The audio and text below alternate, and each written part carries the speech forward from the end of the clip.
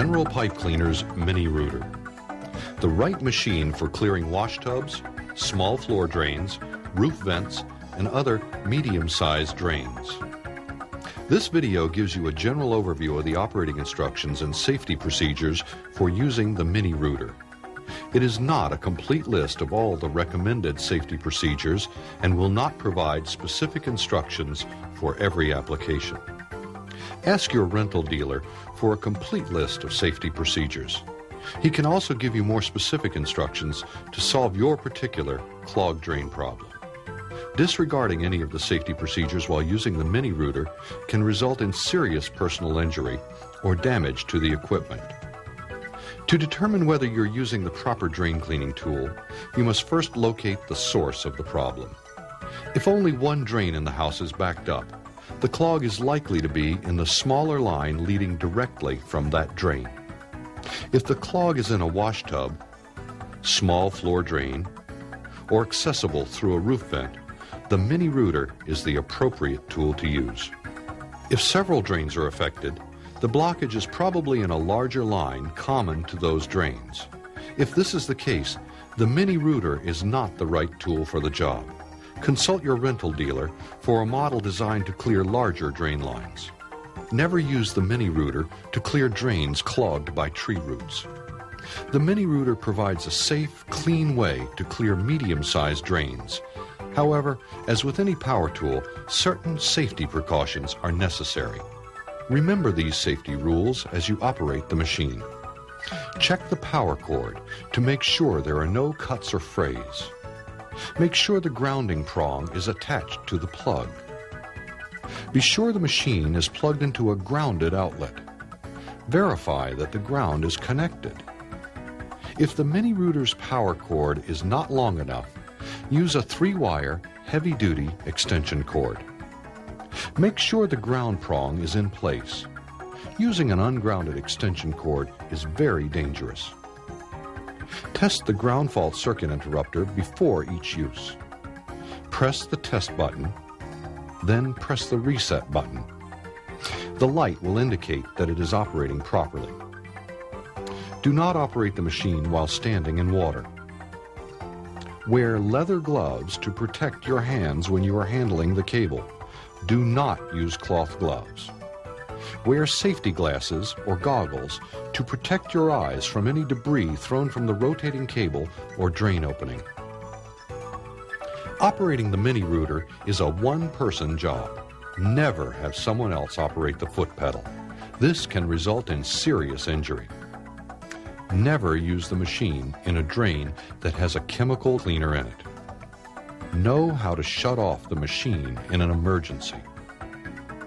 Choosing the right cutters for your clogged drain problem is important. Your rental dealer will supply the appropriate tools for your needs. The Arrowhead and 1.5 U cutters are good cutters to start with.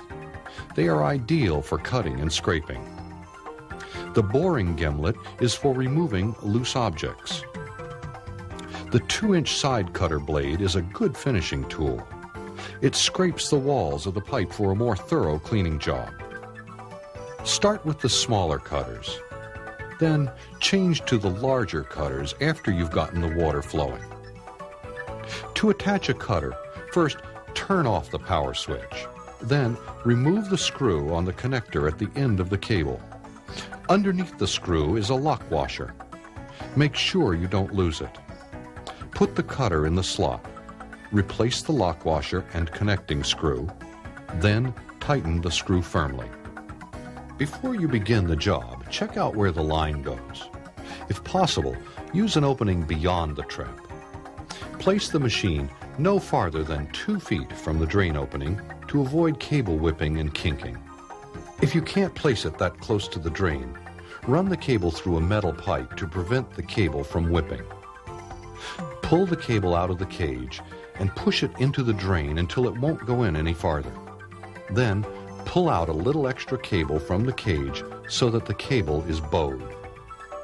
Make sure the air foot pedal is placed so you can reach it easily.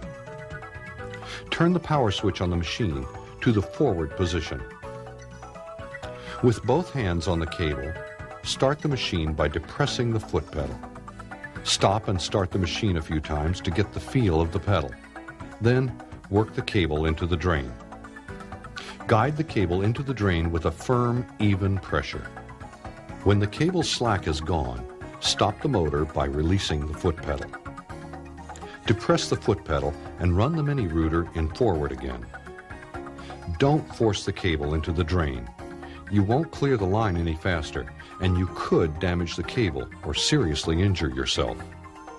The cable must turn freely as the cage rotates.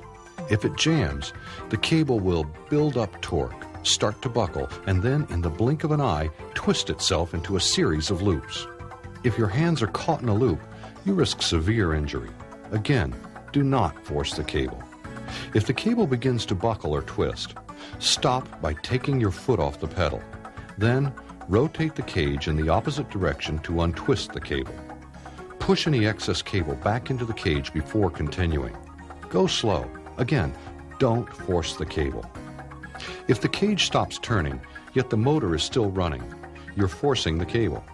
The safety clutch will slip until you stop the machine and pull back on the cable. Push any excess cable into the cage. When you meet resistance in the drain, move the cable back and forth until the resistance lessens and the cable moves freely again. Always keep the mini rooter motor switch in the forward position, whether you're feeding cable into the drain or pulling it out. Use reverse only to release the cable if it gets stuck. If the cable gets stuck, switch the motor to reverse. Put both hands on the cable and run the machine for only a few seconds at a time. Running the machine in reverse longer can damage the cable. When the cable pulls free, put the switch back and forward. Continue slowly working the cable into the drain a few inches at a time until the drain is clear. Run water into the drain to wash away any cuttings and clean off the cable. After the drain is clear, slowly pull the cable out of the drain and feed it back into the cage. Make sure the motor switch is still in the forward position.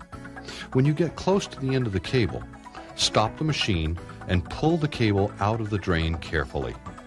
If you leave the machine unattended, switch the machine off and pull out the plug. If you have any questions or difficulties, ask your rental dealer. He'll be glad to give you further assistance. General Pipe Cleaners, the toughest tools down the line.